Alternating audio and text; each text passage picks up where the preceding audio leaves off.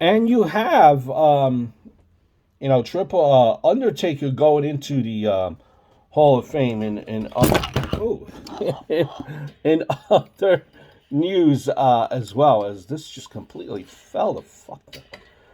It Undertaker, is obviously a no brainer. Once he officially made his announcement that he is retiring, that's no more. One could even argue that he could have even been put in, even prior to that. I know it's kind of not the way things are done, uh, but he was, for the most part, the last couple of years, he was only wrestling WrestleMania. So the long-winded point I was trying to make is you could even make the argument that this guy was an instant Hall of Famer as soon as he became a part timer. You could have even just inducted him into the Hall of Fame at that point, right there and then.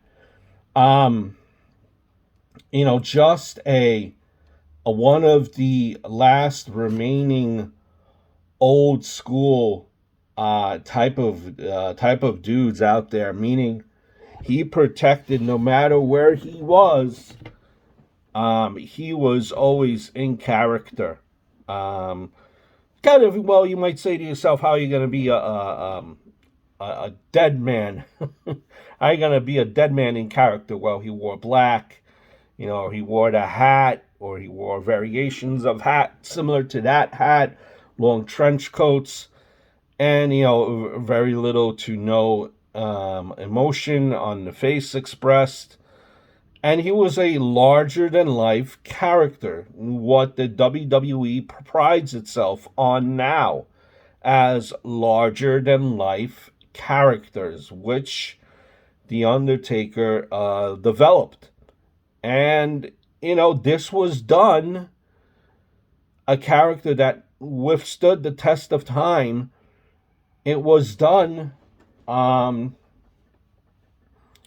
by not doing flashy moves, because he was supposed to be a dead man. He was supposed to be a guy that you feared, the guy that you did not cheer. It's kind of hard to do that if you're doing flashy moves. You don't want the crowd cheering you. So all the moves that was part of his arsenal, and he even said so, that he had those arsenal of moves, but he had to get rid of it in his repertoire because he was a dead man.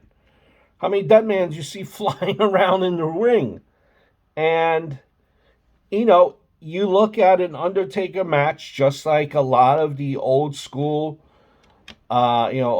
just like a lot of the greats have an Undertaker match, and it has a lot of ring psychology to it. There's a lot of psychology, a lot of storytelling inside of an Undertaker match that you just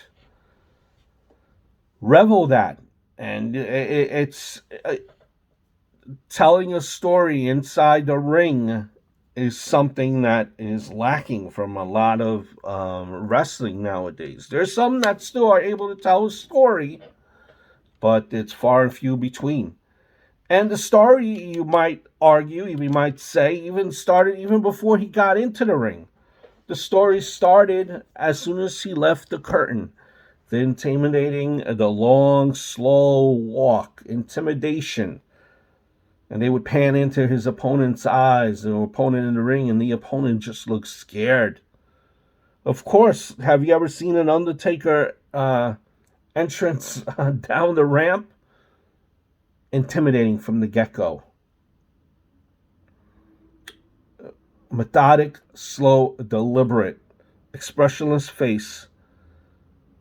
And he was able to uphold it in and outside of the ring for all those years,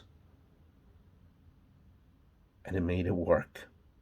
Where it came to a point, even though there would be times that he was playing a bad guy, a heel, the crowd would still cheer him because he was just that damn good.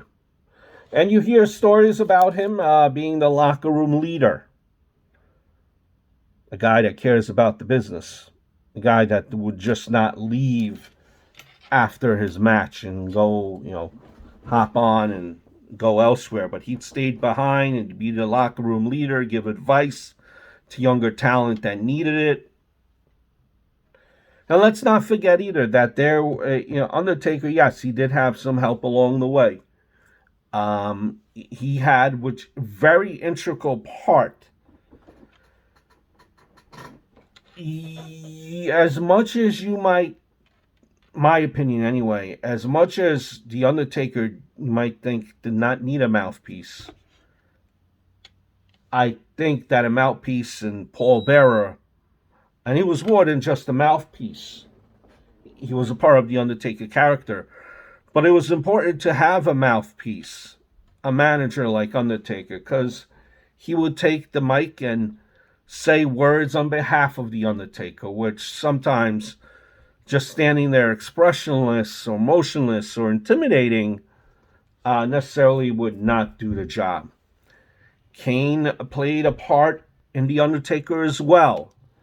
He played a part in adding in another level of what a vicious guy this was. He burned his whole family, burned his baby brother. Baby brother is the only one that survived.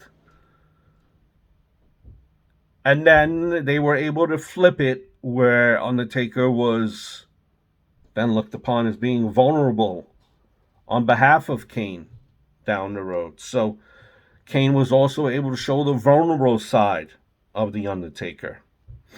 And then, the Attitude Era came, and, you hear about The Undertaker kind of realizing, and this is good fruition and good foresight and good adaptability as well.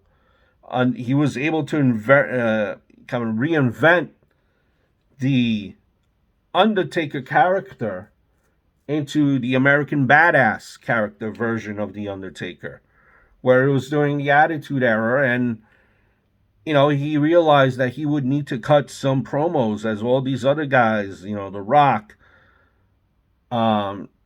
Austin, Triple H, they were all cutting promos, and can't be a dead guy and not be able to cut promos, go outside the box. And he was able to reinvent himself as the American Badass and do it so where he was still able to jump when the time was necessary to jump back into old school Undertaker. So he was able to keep the old character still in the back of our minds, and his new character was able to get over as well.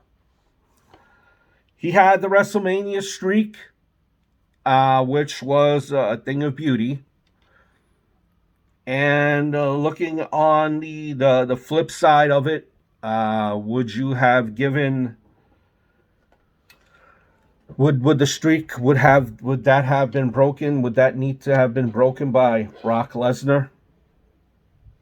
Did Brock Lesnar need to break the streak, or could it have been broken by someone young and someone that was up and coming, where breaking the Undertaker streak, you could have established someone right off the bat?